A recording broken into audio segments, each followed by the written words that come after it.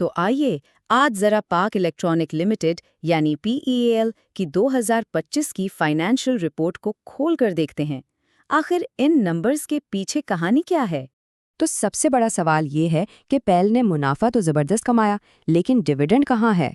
अगर कंपनी इतनी अच्छी कारकर्दगी दिखा रही थी तो शेयर होल्डर्स के लिए कुछ क्यों नहीं? इसी सवाल का जवाब हम ढूंढने निकले हैं। यहाँ से असल कहानी शुरू होती है। देखें मुनाफे में कितना बड़ा जंप है। 2024 में था 2.37 अरब रुपए और 2025 में ये बढ़कर 3.85 अरब रुपए तक पहुंच गया। ये सिर्फ थोड़ा बहुत इजाफा नहीं, बल्कि कंपनी की कारकर्दगी का एक वाज़ह सबूत है। और इसका सीधा असर अर्निंग्स पर शेयर यानी हर एक शेयर पर होने वाली कमाई पर भी दिखता है। ये 2.72 रुपए से बढ़कर 4.24 रुपए हो गई। सरमायाकारों के लिए ये एक बहुत अहम नंबर होता है, क्योंकि ये बताता है कि कंपनी अब हर शेयर पर पहले से ज़्यादा पैसा बना रही है। लेकिन यही है इस कहानी का सबसे हैरानकुन हिस्सा। इतने ज़बरदस्त मुनाफे के बावजूद बोर्ड ऑफ डायरेक्टर्स ने फैसला किया कि कोई कैश डिविडेंड नहीं दिया जाएगा, बिल्कुल सिफर। यही वो गुत्थी है जिसे हम सुलझाने की कोशिश कर रहे हैं। तो इस पजल को हल करने के लिए चलिए एक कदम पीछे जाते हैं और देखते हैं कि आखिर ये पैसा आया कहाँ से। हम शुरुआत करेंगे कंपनी की सेल्स या रेवेन्यू से, जिसे टॉप लाइन भी कहते हैं। अब ये टॉप लाइन ग्रोथ क्या है?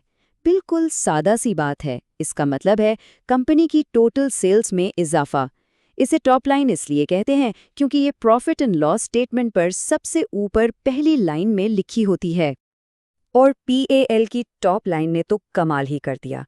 नेट रेवेन्यू 53.1 अरब से बढ़कर 63.5 अरब रुपए हो गया। समझें कि इस साल के शानदार मुनाफे की बुनियाद यहीं से रखी गई थी। अच्छा, तो सेल्स तो हो गईं। अब देखते हैं कि ये सेल्स आखिरकार प्रॉफिट में बदलती कैसे हैं। इसे कहते हैं बॉटम लाइन, यानी सारे खर्चे निकालकर जो आखिर में बचता है। तो प्रॉफिट तक का सफ़र कुछ ऐसा है। शुरू करते हैं 63.5 अरब रुपए की टोटल आमदनी से। फिर इसमें से सबसे पहले निकलता है सामान बनाने का खर्चा, वो है 46.4 अरब रुपए। उसके बाद रोज़मर्रा के खर्चे जैसे ऑफिस वगैरह के, जो हैं 8.6 अरब। और आखिर में जब फाइनेंस कॉस्ट्स और टैक्स भी दे दिए तो कंपनी के हाथ में बचे 3.85 अरब रुपए। ये है असल मुनाफा।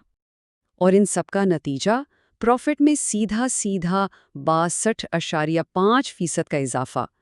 ये एक नंबर ही पूरी कहानी बता देता है कि कंपनी की मुनाफा कमाने की सलाहियत कितनी बढ़ गई है। चलिए, साल की कारकर्दगी तो हमने देख ली। अब थोड़ा सा कंपनी की मजमूई माली सेहत का चेकअप करते हैं, और उसके लिए हम देखेंगे कंपनी की बैलेंस शीट। अब ये बैलेंस शीट क्या चीज़ है, इसे समझें। ये एक फाइनेंशियल फोटो की तरह है। ये एक खास दिन पर बताती है कि कंपनी के पास क्या कुछ है, यानी असासे, और उसने क्या कुछ देना है, यानी वाजिबात। तो 31 दिसंबर 2025 को पायल की माली तस्वीर ऐसी थी। कंपनी के पास कुल 87.4 अरब रुपए के असासे थे, जिनमें प्रॉपर्टी, स्टॉक और वो पैसा जो दूसरों से लेना है, सब शामिल है। दूसरी तरफ कंपनी पर 38 अरब रुपए की देनदारियां आती हैं, जिसमें शॉर्ट टर्म लोन्स और वेंडर्स के पैसे शामिल हैं। अगर असासों को थोड़ा और गौर से देखें तो कंपनी की वैल्यू का सबसे बड़ा हिस्सा, लगभग 36% उसकी प्रॉपर्टी और मशीनरी है। इसके बाद 24% के करीब उनका स्टॉक है और 22% वो रकम है जो उन्हें मार्केट से मिलनी है। और अब आते हैं वाजिबात की तरफ, और यहाँ बात बहुत दिलचस्प हो जाती है। देखें, सबसे बड़ा हिस्सा करीब 47% शॉर्ट टर्म कर्जों का है।